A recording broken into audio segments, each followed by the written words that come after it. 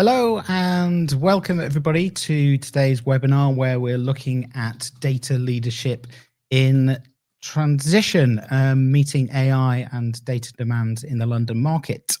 My name's Jeremy Burgess with the Insurance Network. Delighted to be hosting today's discussion, which is sponsored by DQ Pro.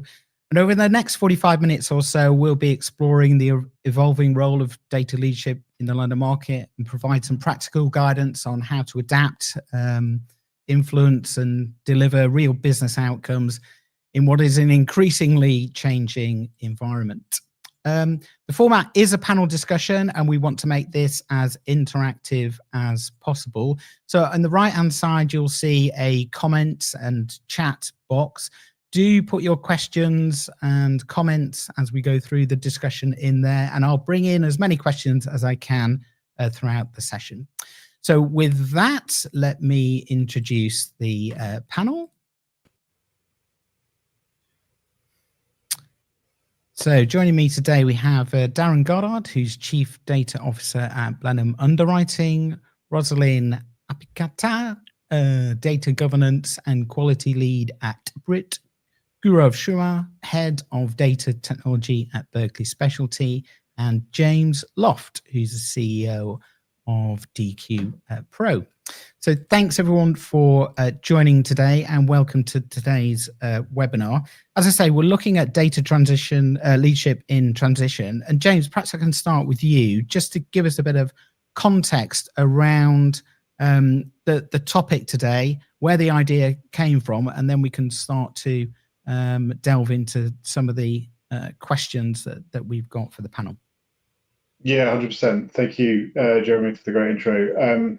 So in the summer this year, we held DQ Pro's first ever Summer Summit, we're calling it, which was a collection of our community of data and operational leaders coming together to talk about what the latest trends were, what the latest sharing insights, what the latest practical elements were to support each other in doing their best work. And one of the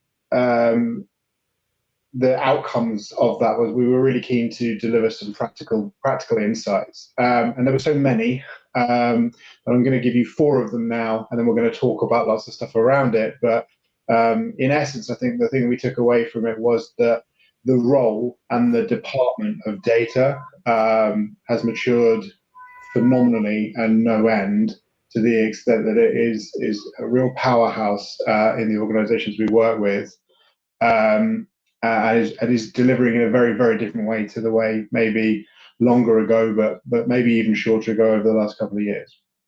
So I'll give you some of the themes that came out of it. There was 4 core themes, and some of them we'll talk about today, some of them we won't. But the one thing that really came out was around value and what value means to a data team, and how you use your success and framing of your success to support that value.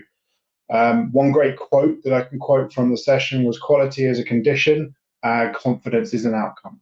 And we heard a lot about that shift from quality to confidence, and actually confidence is linked very, very heavily to value. So there was a lot about reframing successes to be more around being able to give people confidence in reporting, confidence in making decisions, confidence in compliance, not the data is correct or the data is better than it was when we got our hands on it. One of the other elements of that was about making confidence measurable, and obviously with value, something is valuable if it's measurable. So a lot in that space as well around the commercial value of data, not just the technical attributes of what we've been achieved. So value is a really big thing, and I'm sure we'll hear more about that today. Ownership was another topic. So we talked a lot about ownership and accountability of the problem, of the data, of the processing of the data. And one great quote here was, "Everyone agrees ownership matters right until the moment something breaks." And there's a bit of a, everyone's got a plan until you get punched in the face kind of parody there. But the principle there is one of don't necessarily worry about 100% of understanding every element of who owns what. Actually, a federated model seems to work a lot better. Clarity of who's doing what beats perfection of a process. So a lot more around embedding ownership into workflows, a lot more about building mixture of owning separately and controlling or supporting in a centralized role. We talked a lot as a third theme around executive support, and that's a very common theme. We talk about this a lot, is culturally data being led from the top in your business. But this meant more around a shift in governance, a shift in how governance is perceived, and therefore how supported, as quality is supported throughout the business. So a great quote here: aim for governance as culture, not control. Turn governance into something that is a collaboration, not an audit. And I think that was a really big thing. And then actually that gives that senior support a really good thing to latch onto.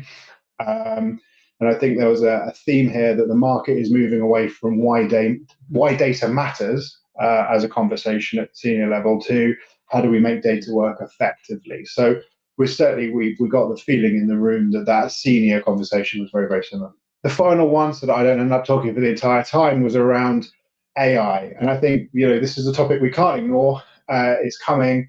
One of the things I will say is that in the room that we came together, and I said this is data and operational leaders, is that they are all aware of a lot of AI stuff going on. It wasn't necessarily in the room yet. There was an awareness. It wasn't necessarily in the room.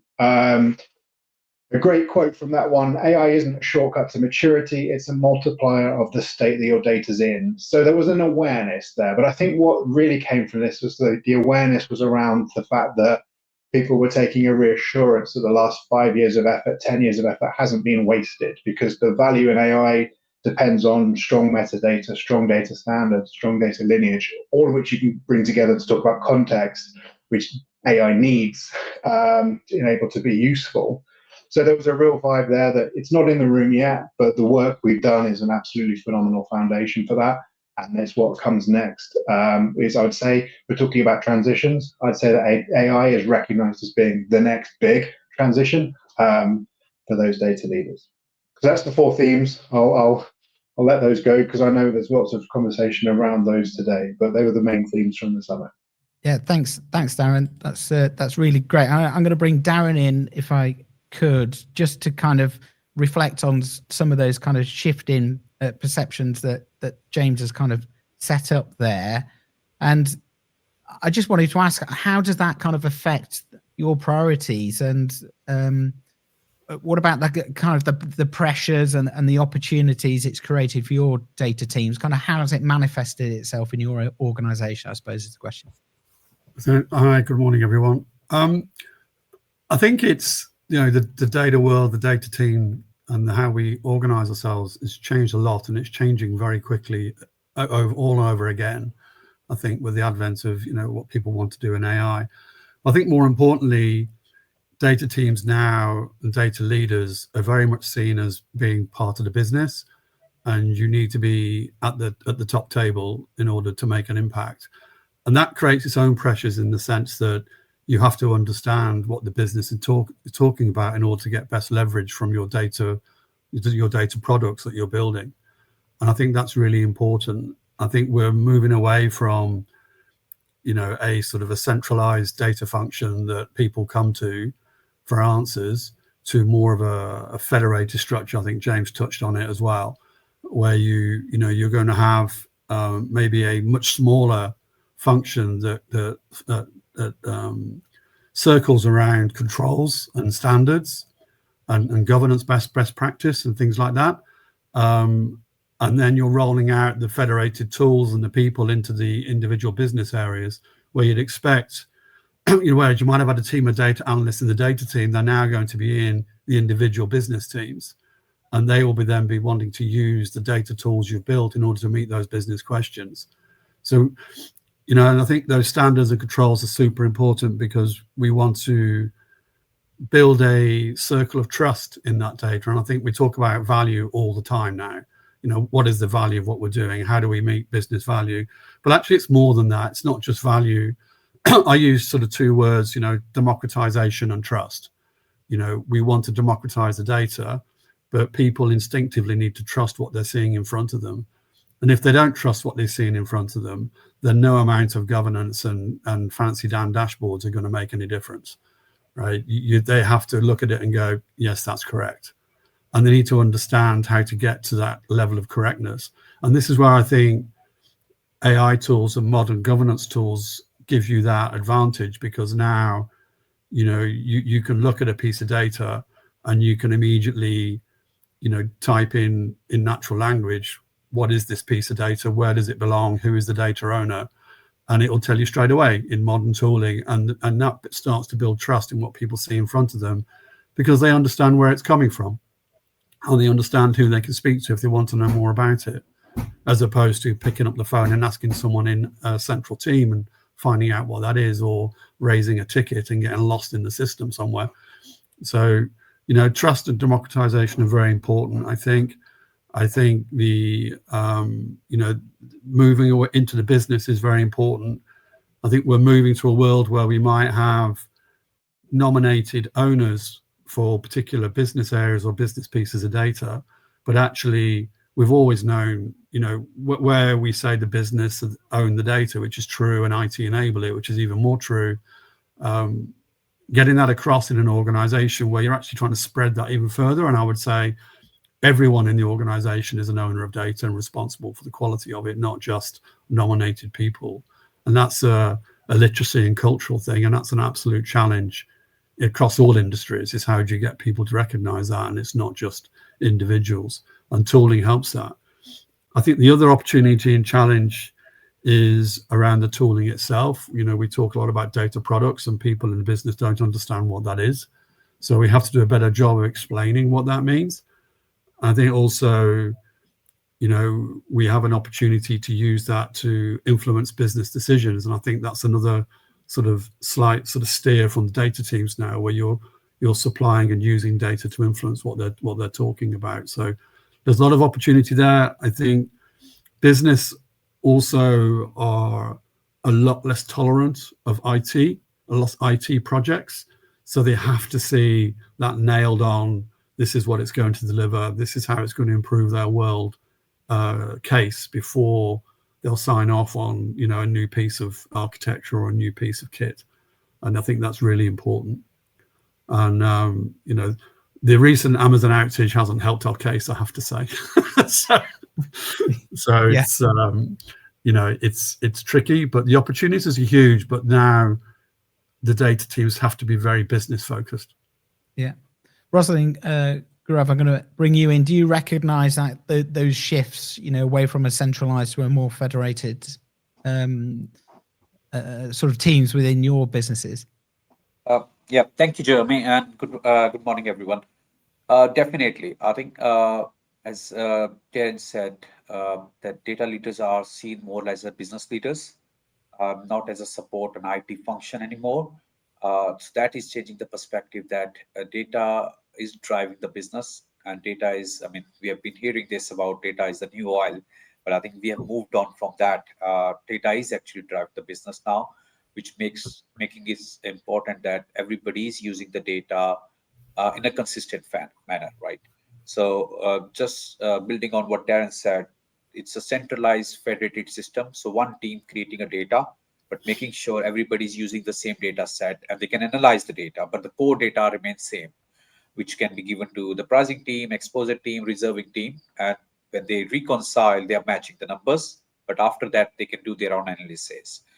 And to achieve that, I think the key aspect of that one is trust. So you have to build that trust in the data in a centralized model first, making sure that people trust the data which they are getting for the analysis, and the quality of that, which is how to ensure that if they are looking at, for example, a premium number, it's a consistent across different data marts you create or different data feeds you provide to different departments. But they should all be coming through a centralized federated system. If I may add to that as well, I definitely agree to what Darren mentioned. I believe data leadership itself is transitioning. What was considered as something that was sort of technical in nature, I see that sort of moving towards a transformational piece. So data leaders today are expected to sort of be that transformational leaders within the organizations. So definitely things like increasing the trust in data, making sure that there is availability of the data points as required by the business. These are all key things that drive that transformation. Data literacy, again, a great point that Darren raised, is a big part of that transformational journey. And I think data leaders are sort of called for inadvertently to sort of be those literacy, be that educators as well. So I think there's multiple roles, but a lot of great points that were called out. I see that shift happening. And with AI now coming into the picture, we'll probably talk about that a bit more in this session, but I think there's also another wave of transition that is sort of happening within the industry. Yeah, I think thanks. Communication is an absolutely key thing as well with any data strategy or any data leadership program. Oftentimes people get accused of just disappearing into a dark room and building out these wonderful tools, and no one knows what's going on, and then inevitably the business get fed up and bored and move on, and then and before you know where you are, the business landscape's moved along, and you arrive in a meeting, go, here we are, ta-da, look at this wonderful data platform we built, it's brilliant. And they say, no, we don't need it anymore, we've moved on. I think communication around the business, sitting down with your business stakeholders continually, talking about what they're doing, what they need, how you're doing it, talking about the strategic vision you're trying to deliver from a cross-corporate view, but also how it impacts them and how they can make best use of these things. But listening to what they want is really, really important, and understanding it and then bringing that back into what you're trying to do. Otherwise, you're never going to deliver what the business need. And you can have the most beautiful data structures, but if they won't use it, then you've wasted all that time and money. So, it's really, really important to communicate continually, whether you're doing it every day, in formal settings, corporate town halls, lunch and learns, whatever it may be, it's really important that every meeting has a data element to it. And I would urge anyone who is a data leader or wants to be a data leader to sit in on team meetings across your function and have a 5-minute slot and talk about data. I think that's a really interesting point, and I think it goes to, in my view, why the transition that Rosalind was talking about has happened, because you've all said the word trust. But I think you mean something different by it today than maybe you meant by it a year, 2 years ago, which before it was trust in the tool, or trust in the team, or trust me that I know what I'm doing when I go in that dark room.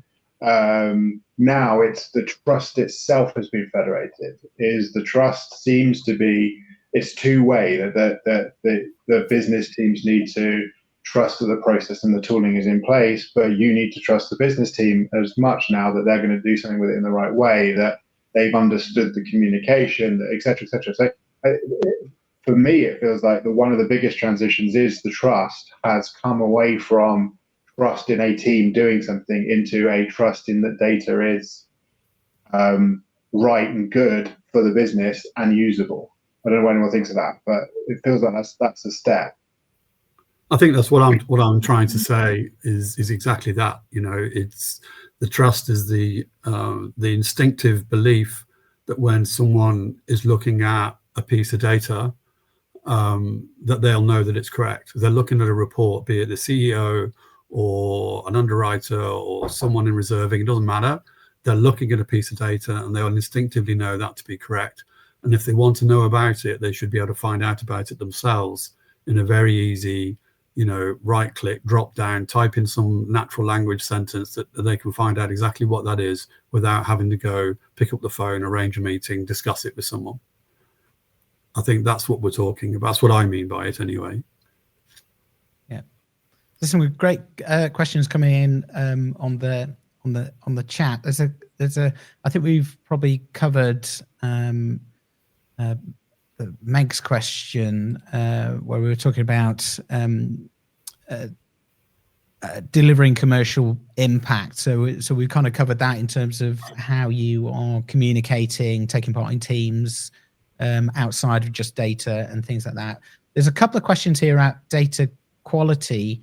James, you might want to... Sorry, Jeremy. Can I just, on that last one, make a point? So one of the strongest things that came out of our summer summit was shout about the wins. And I think the fact that that question is, because I think the answer to that is yes. And I think the answer to that is yes in places where you think maybe it isn't, but I don't think we're good enough at shouting about our wins. So there is something in that one too. Yes, we've spoken about it. And I think there's a great challenge there about how often you're going and sitting in meetings and that sort of stuff. Is if you're not doing that, you're not telling people, then they don't know. So I'm not saying it's sorted, but I think we are a humble group of people who are working really hard and maybe don't do quite enough to tell people about the wins. So there's just that on that point. Sorry to go back one, but I think that's a real theme that came out in our summer summit. That part of earning that trust is shouting about the wins. And that's one of the hardest parts of the job as well. I find it hard, constantly talking about these things, constantly arranging sessions or attending other people's meetings to talk about data. It's really hard. The communication piece is not to be underestimated, and yet it's so important.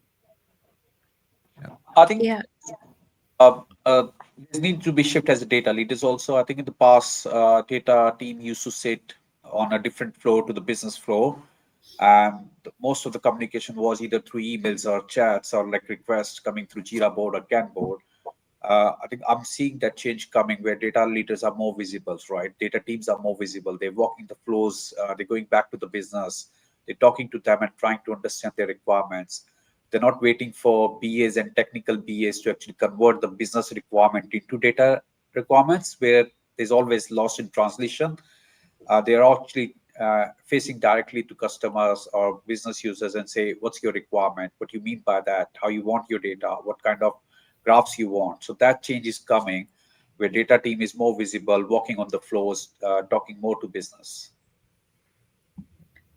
Yeah, one point I wanted to add to this brilliant conversation that's happening here is I agree that we definitely need to sort of shout our wins, right? So what's worked or what has created an impact and helped, let's say, a certain class of business or a team, etc. I think another aspect, a practical aspect that I've sort of applied as well, which helps, is try to create alliances or create allies for yourself. And I think it's a great way for them to also come in, maybe in meetings where, you're not representing as data team. You do have allies within the areas to sort of call for what's been happened, or this great bit was done by the team, it's really helped me with XYZ. Maybe that's a good what do you say, a point to say, okay, maybe I can think about something like that or something else. Can the team help me? So I think creating allies and trying to foster collaboration. I think we talked about collaboration as well. That's a word that's come up a few times in this conversation. So it sort of fosters that collaboration, and you're actually building relationships with the business areas. You're sort of walking together and trying to solve something together for them. So that's something that has helped us as well at Brit. So I just wanted to raise that point that, in addition to, yes, shouting out and, saying that, yes, we've done this, I think that also leads in to sort of creating or building alliances within business areas, which would help. Yeah, a good point. Thanks, Rosalind. So I was going to say there's a couple of questions in the chat around data quality.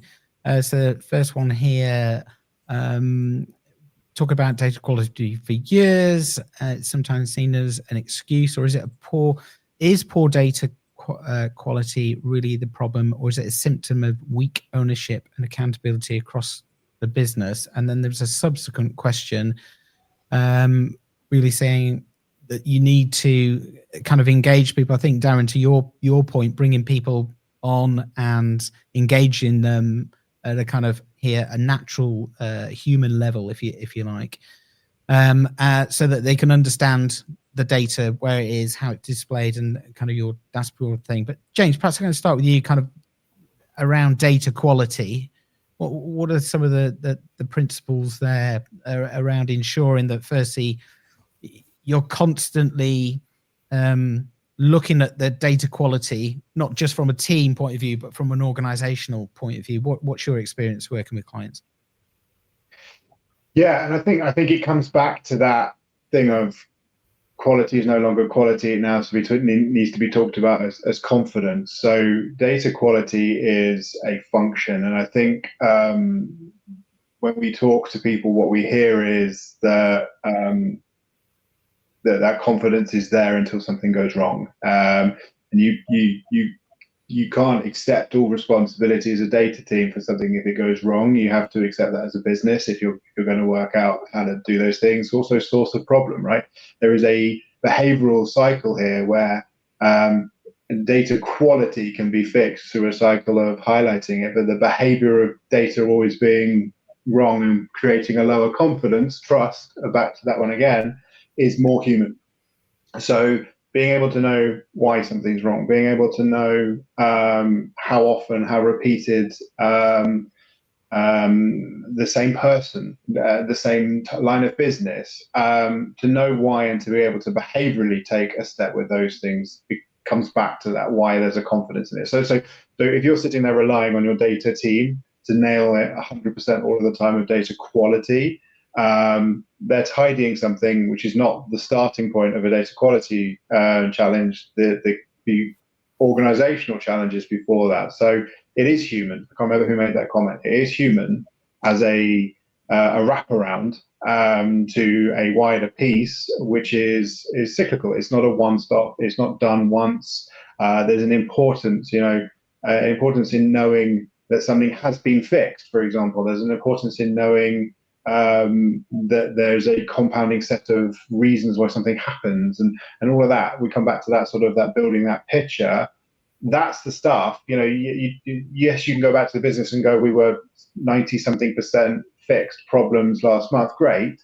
But actually the real behavioral change stuff is around going, but these are the things, these are the reasons, these are the causes, these are the observations. And it's that stuff that should be getting spoken about with the wider business. There's that stuff that's useful for behavioral change as a result of that stuff. So we're seeing that a lot. I would say that leans into people who are getting that done well are moving from quality to confidence, and they are. There's a tiredness in that question of talking about data quality. Well, those people aren't anymore because they've worked out that cycle, they've worked out that connection, and data quality has become a process, not a zeitgeist. Yeah. Okay.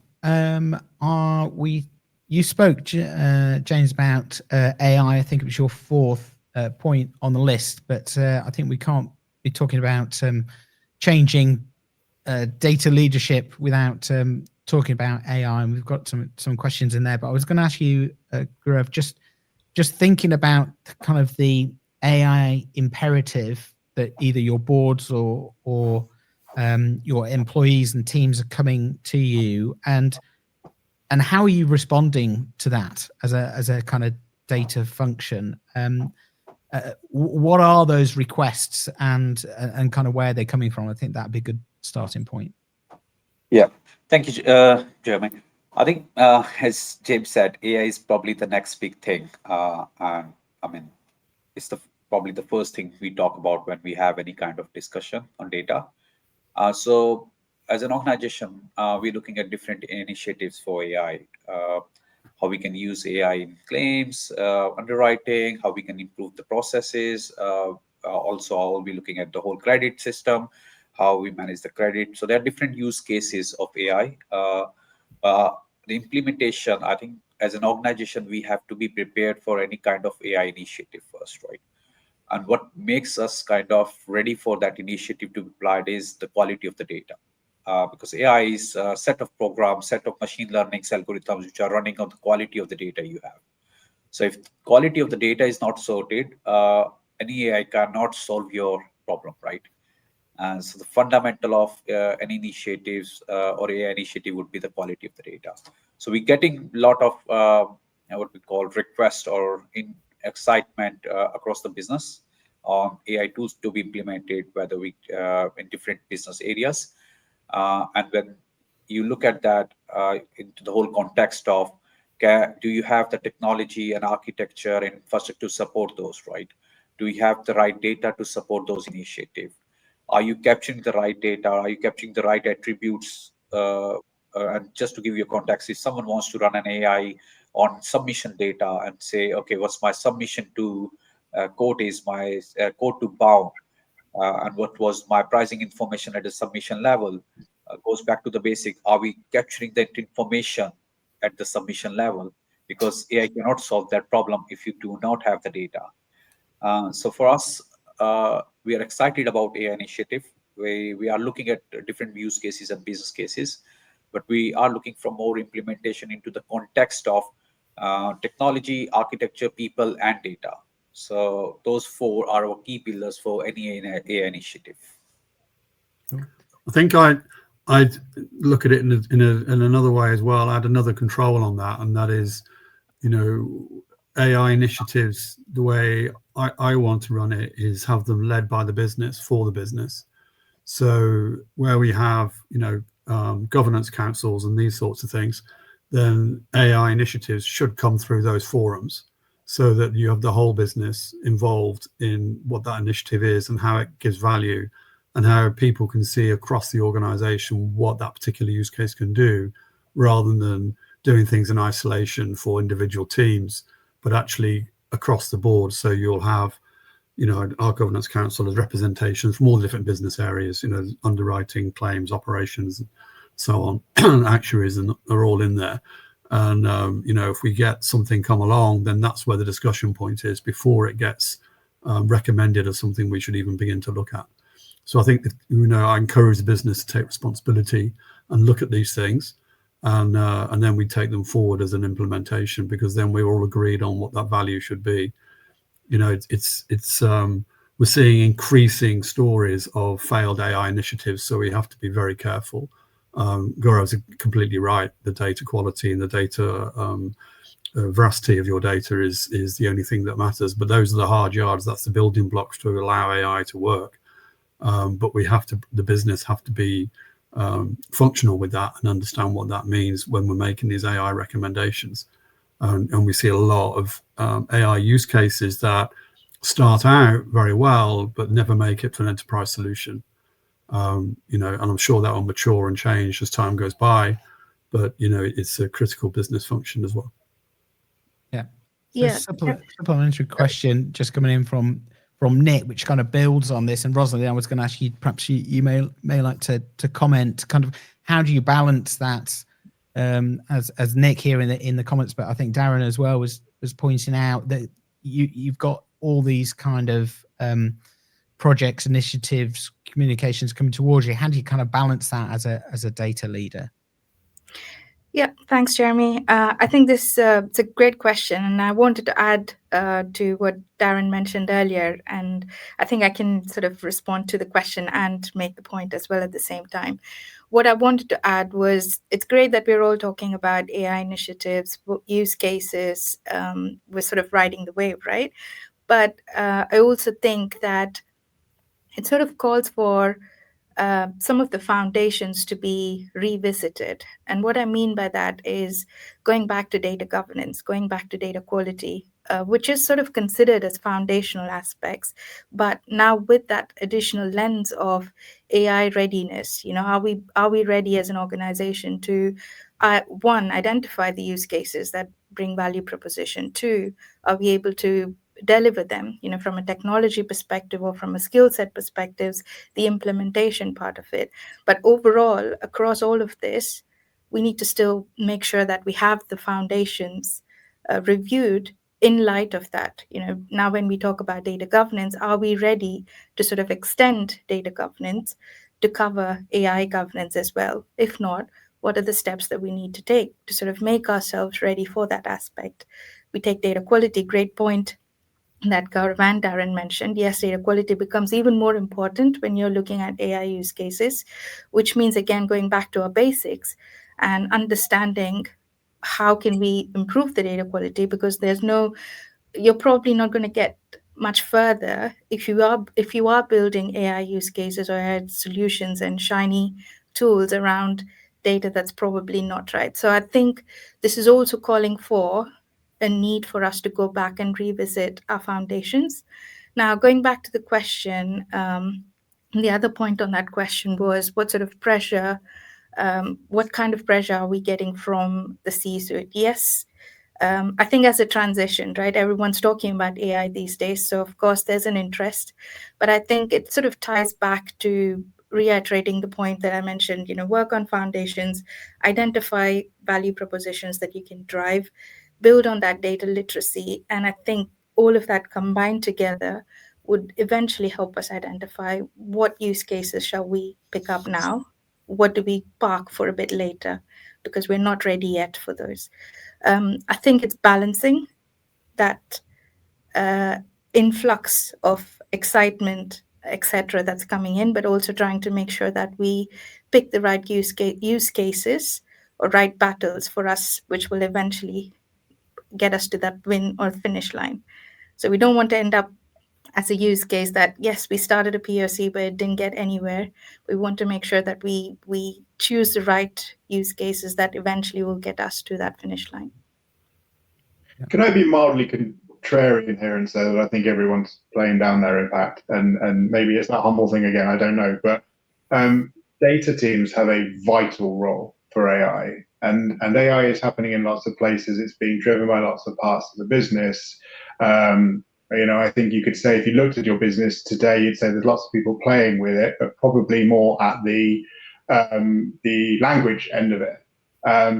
Data teams have a phenomenal role, and they are already well on the journey to being hugely impactful to AI, because it's not just about quality. Yes, quality is important, but the other thing you give to data is context. And there's one thing that AI cannot succeed without, and it is context. Darren, you gave the example of being able to type in where did this data come from, for example. That is context. But as you move into the connection of data, and data traditionally in AI has been predicting, machine learning, trying to work out what's going to happen next, looking for patterns, etc. Now that there's this connection with the more language-based, the Gen AI, the Agentic AI, whatever we're now calling it, those worlds are going to meet. And the only way that they meet with any success in a business is if you've been able to give a context to your data that means language can understand it. So, at the moment, show me a policy. Well, that word means a lot of things in my business. And the route that you next go, it depends on what you're talking about. So every time you process something, you get new context. Every time you run something, there's a new element of it. And that's a superpower for a data team. And I think you've built huge amounts of that already alongside quality. So quality and context would be my push. And I'd say you guys are ready to support your businesses in that AI journey. It's still a transition. Don't get me wrong. Rosalind, you're completely right. I think it is the next transition, but I think it's one that data teams are ready for. Maybe it wasn't contrary. Maybe everyone agrees with me. So James, when you say data teams are not ready because the technology is moving too fast, or the foundations to support the AI are not there? No, I think you're too busy doing what you're doing, and I think you have secretly built the foundations, but there is the connection again, and this is that's why I call it the transition, because it's a transition you've already gone through for other things.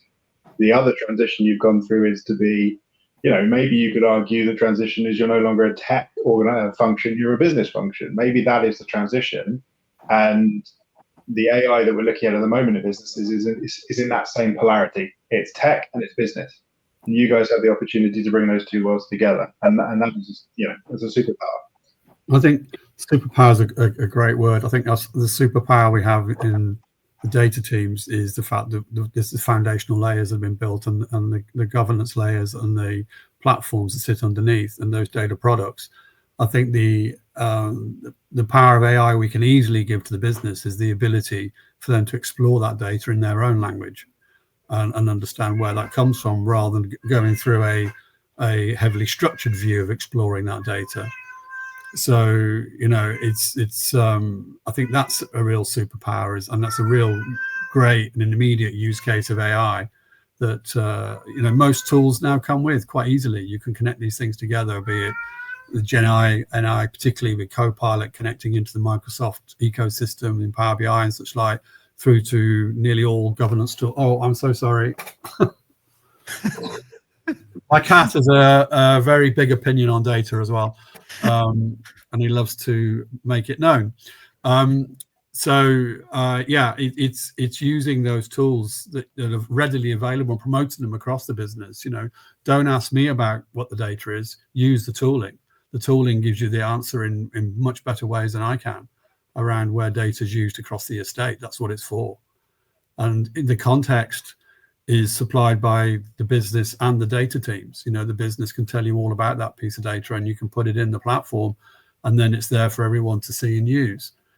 And we talk a little bit about lineage and how things connect together. And there's two parts of the bag. There's a business lineage and there's an IT lineage, and they're different things.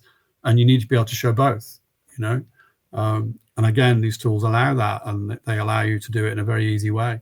So we should be looking at those as well. So the more, we can have the business do for themselves, it then feeds into this trust element around it. And the more immediacy they can make use of that data in their day-to-day business life.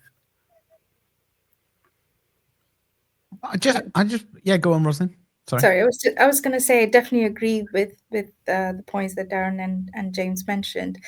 I think that the point that we're talking about, the data and the context, it sort of goes back to that point that we sort of know underlying fact that yes, data cannot function on its own. We need business to sort of work with us. So I think that's where the two sides of the coin are. So we can provide, we can support with tools, we can support with skill sets or technologies, etc., whatever is required from a data perspective. But I definitely think that the context side of it is something that sits within the business areas, the subject matter expertise. And I feel nowadays, as we try to bring that context and data together, another transition is that we see that the data teams are also becoming sort of like pseudo, let's say, subject matter experts within the business areas, which sort of expands, let's say, the skill sets horizontally. Your understanding grows, you're able to analyze or look at data in that lens. So it sort of is a win-win situation that I think. So I just wanted to bring out that point. I agreed with, I think, Rosalind, Darren, and James here. I would say data team are probably in intense kind of workload or probably expectations here to deliver what they are delivering, to support the quality and the BAU process, to understand the business and the context and support the business, but also to prepare themselves for AI initiatives and how to support those. I think there's a lead learning and transition phase that James talked about is going on, where data people have to be that link, transfer that business context into data context. That's very important, because most of the projects or most of the requirements or the tangible outcome is not delivered because the context missing, right? Which is business is asking for something. By the time it comes to the data team, we deliver something else, right? So business data people are becoming more pseudo business data owner kind of. Yeah, it speaks to that federated model we were just talking about at the beginning. The data team, in my opinion, needs to be embedded in the business, or the business become the data team actually in a federated way. And the data team really is responsible for the rules around that and how that works, and the governance around it, and the tooling to give that confidence. But actually, the business become the data team, in my view.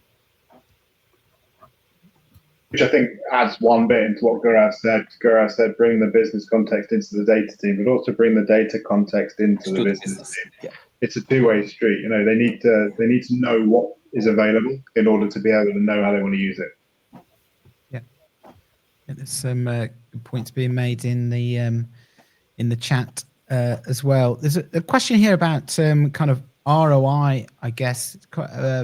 Peter Thompson's put a long question in, and I'll just quickly kind of summarize it because I've just been reading it. So basically looking at the cost of getting data quality either through slowing down processes or asking questions versus kind of the ROI afterwards. So does it stack up that actually getting the data quality? I think we'd say, well, without the data quality, none of this stuff would work, Gaurav. That was your point. Yes, I mean 100%. I think when we talk about data quality, how bad is bad, how good is good. I think that sometimes we say bad quality data and sometimes say good quality data. So again, that context we talk about is very important. Like we're talking about capturing, I mean, cost of capturing is also high, right? So today, if you capture 200 attributes for your business to run, and if you want to say, look, I'm going to capture 500, you need extra pair of hands, people to input the data, people to capture that data. And then you need another individuals to kind of validate their data, making sure that's actually contextually right, it's accurate. In terms of the value or the tangible outcome it generates and how it can realize over the years, I think that's very hard to measure, right? That what you capture today at a submission level, can your pricing team use it? Can your reserving team can use it 5 years down the line, 2 years down the line? Yes, it should be there, which is how you convert the capturing and the quality of data back to the business value. How much effort it saves. Does it makes your end-to-end process and regulatory reporting more accurate? I think those are the kind of KPIs we can define when we look at the whole context of the quality, that how it makes people's life easier. Yeah, I definitely agree. And another view, another perspective of that would be when something is bad. So when there's bad data quality, trying to understand the why is also important. Maybe, do we need to go back again, tracing back, doing a little bit of analysis to understand why is it bad? Is it consistently bad? If so, again, the question why. What do we need to have in place, to sort of not have this happen? Or how do you reduce the impact of this? I think having conversations like this and understanding the right people or the areas to sort of discuss this with is definitely helpful, because if not, you're constantly going to have, your data quality is constantly going to be bad, and there's a statement that is generalized to say, yes, the data quality is bad, but what are we doing about it? And I think another approach would be not to sort of try and boil the ocean completely. Like, don't try to do everything. Maybe identify something that you can tie back to, like maybe regulatory reporting, as Gaurav mentioned before, or something that's critical within a specific business function. If consistently data quality is bad there, try to understand why. Maybe just focus on it, zoom in on that, and try to see if there's any improvement that can be made. Um, I think data quality, yes, we have measures in place, we have rules in place, or we have dashboards that we may have built within the organizations. But I think in order to improve on that aspect, I think we need to go back to having conversations, having to do some fact finding, root cause analysis. All these aspects would definitely help us. It might not, change things overnight, but it would lead us in the right path to sort of understand what needs to happen. Do I need to change an operational process? Do I need to sort of change an SOP for someone doing data entry? Is that the reason for this? So trying to understand what is your root cause and then working backwards from that definitely would help us to sort of improve data quality, I would say.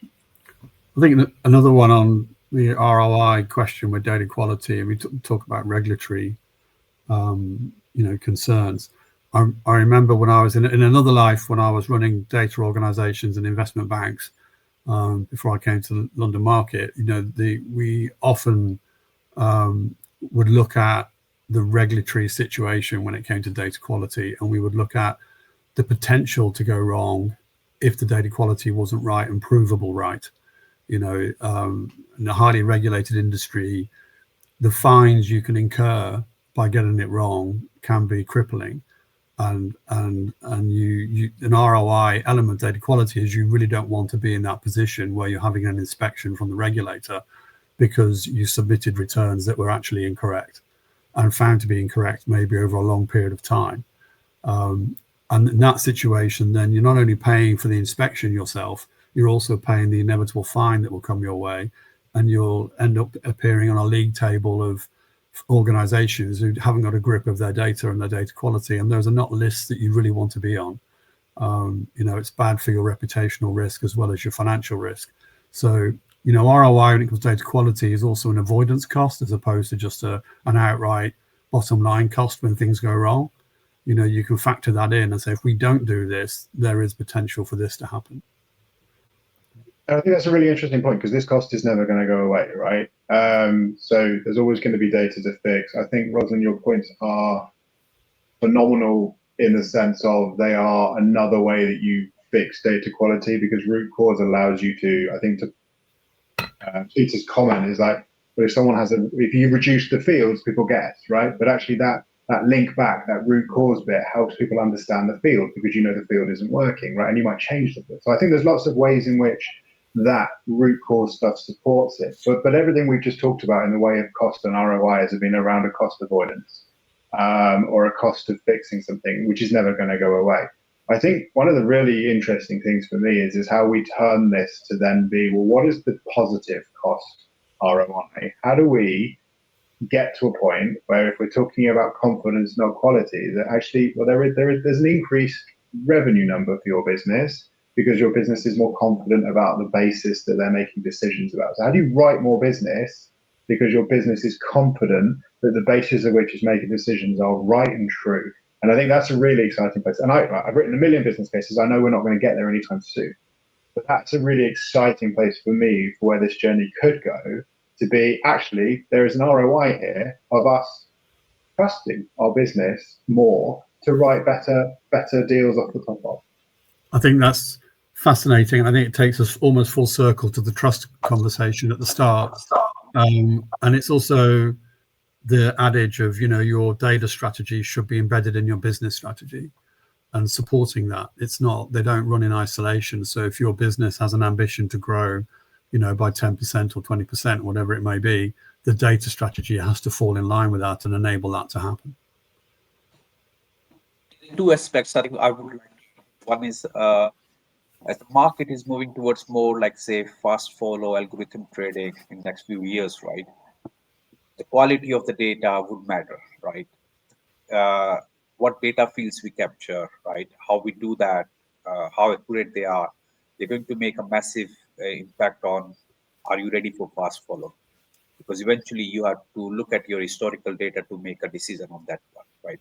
So that's first aspect. The second one is, we're talking about AI implementation on our side and improve the quality of data. We're not looking at what if the regulators implement AI on their side, right? And they start comparing your last quarter return to this quarter return and say, oh, you got something here, right? And this does not match. And then it comes down to, oh, actually, there was a data quality issue in our report, right? And that's going to happen very soon. That's happening in mostly in financial services of when we talk about investment banking, asset management, that's happening, and that will definitely happen in not a very long time from now, in definitely the insurance market also. Really, yeah, because then trust becomes not just your organization trusting what your organization's doing, but it's third parties and regulators trusting and checking. Yeah. In an automated way. Yeah. They absolutely will. They definitely will, for sure. If they're not already. Are we amazed they're not doing that already, to be honest? I mean, some are doing. You will see sometimes lawyers will come back and ask you a question about returns. But I think that whole automation of reconciling the reports are not happening. Yeah. We are running out of time rapidly.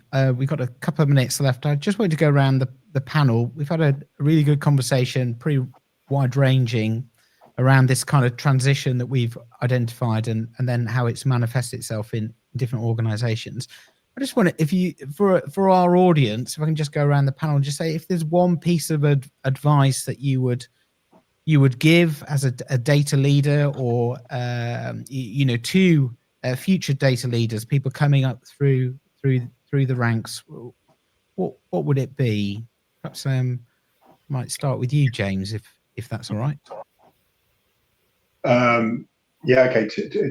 Two for a future data leader. One, you're not alone, and don't start from the beginning. There is a whole collection of people out there who've done great things and are willing, in this industry, you talk about investment banking, this collaboration wouldn't happen in investment banking. So the fact that you've got a collaborative risk-sharing industry that's done it before, go and ask. Don't start from scratch. Don't have a blank piece of paper. Go and find out the great things other people have done and use them to accelerate your path. That'd be number one. And number two is, we said it already today, but it would be my core, shout about your wins. Behavioral change, cultural change, trust change, confidence change, whatever you want to call it, comes off the back of people knowing you're having an impact and an impact to them. So if you're having one, tell them. Right. Darren? I would agree with that. I think communication is absolutely vital in these roles. You can't sit and hide. You've got to communicate to the business across the board about what's going on and listen. Be a really good listener. It's almost got to be agony aunt type listening, and understand what they're doing and what they mean by data. How does it work, and understand that. And I think lastly but not least, get yourself a ginger cat. As a good data leader, every data leader needs a ginger cat because they're very vocal and they understand. They're great listeners too. Great. Rosalind? All great points. Just to add on, I would say proactiveness, because there is a very huge risk of data leaders being more reactive. You don't have the right frameworks and, aspects and, things to aid you in place. So I would definitely say, be proactive, try to understand, look ahead, try to understand what's happening and what that, especially things like AI now, try to understand what that would bring as an impact to the things that you're doing within your organization or within your roles, and sort of set aside some time to sort of prepare yourself for it. So I would say those two things, proactiveness and carving out some time to sort of have that strategic planning and thinking hat on. Thank you. Gaurav, any final point?